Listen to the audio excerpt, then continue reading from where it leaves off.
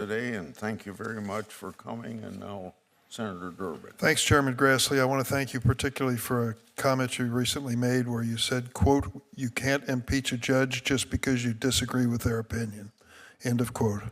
It shouldn't have to be said, but I hope every member of this committee will make that equally clear today. Indeed, in our nation's 250-year history, a judge has never been impeached because a president disagreed with that judge's ruling. But we do need to say so loudly and clearly, as you did, Mr. Chairman, as President Trump and co-President Elon Musk have demanded the impeachment of federal judges who have ruled against the administration.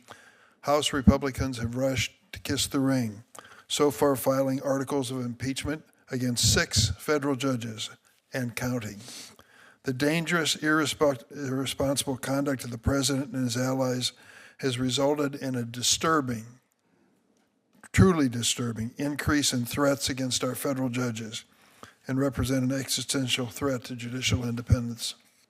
During my time on this committee, I've met with several judges whose lives have been threatened simply because of their service on the bench. Some of these threats have turned into acts of violence that have taken the lives of judges' family members, including spouses, parents, and children. It affected my state in the Northern District. I've said it many times before in this committee, and I want to say it again here. Violence or threats of violence from the right or the left on the political spectrum are never acceptable. When I was chair of this committee, I repeatedly condemned threats against Republican-appointed justices and judges, and we passed bipartisan legislation to improve security for the bench. We must speak with one bipartisan voice on this issue. Last week, my staff spoke with several judges about judicial security. Every single judge said exactly the same thing. The threats have become more frequent and more disturbing. And while these judges were careful not to comment on political issues, they noted that recent rhetoric against judges has contributed to increased threats to judicial security. One judge likened it to adding fuel to a bonfire, and she noted her fear that in time it would become a wildfire out of control. We must avoid that outcome, but it will require the president and his fellow Republicans, including members of this committee, to work together with the Democrats to lower the temperature and end the attacks on judges and judiciary.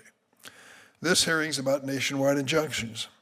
It's impossible to separate the hearing from President Trump's record in office. The reality is that we would not be holding this hearing if the president took a different approach to the rule of law. We've heard repeated complaints from Republicans about the number of injunctions issued against this president compared to other presidents. Why so many? They ignore the fact that this president has issued more than 100 executive orders, the most by any president at this point in his term in at least 4 decades. Many are clearly illegal.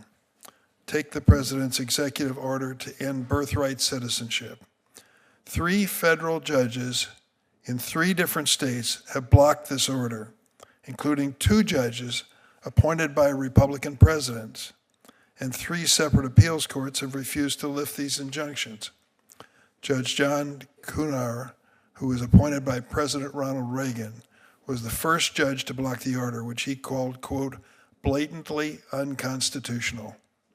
The reality is that the number of injunctions issued against the first and second Trump administration are evidence of a president who is clearly violating the law.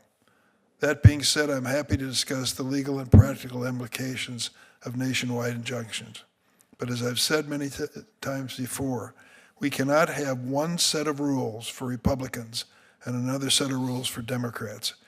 Any legislation on this topic must be based on the merits, not political expediency.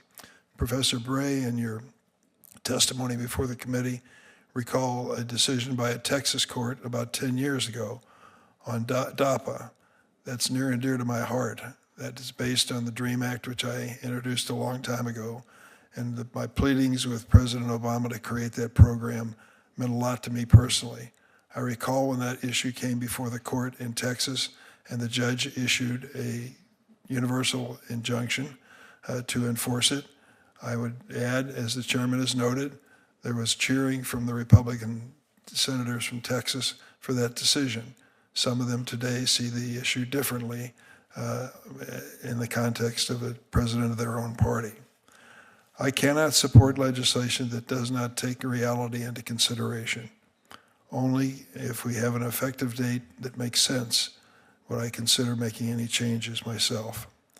In 1776, in a pamphlet appropriately titled Common Sense, Thomas Paine famously wrote, quote, "In America, the law is king, for as in absolute governments, the king is the law. So in free countries, the law ought to be king, and there ought to be no other."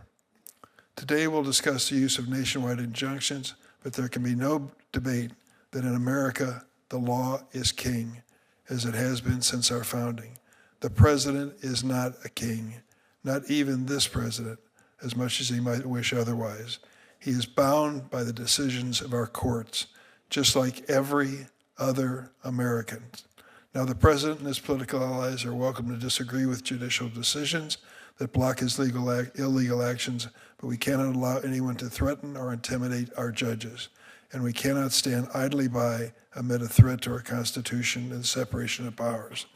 The chairman has asked me to introduce my witness, and I'll be glad to do that. Professor Stephen Vladeck is the Agnes Williams Sesquicentennial Professor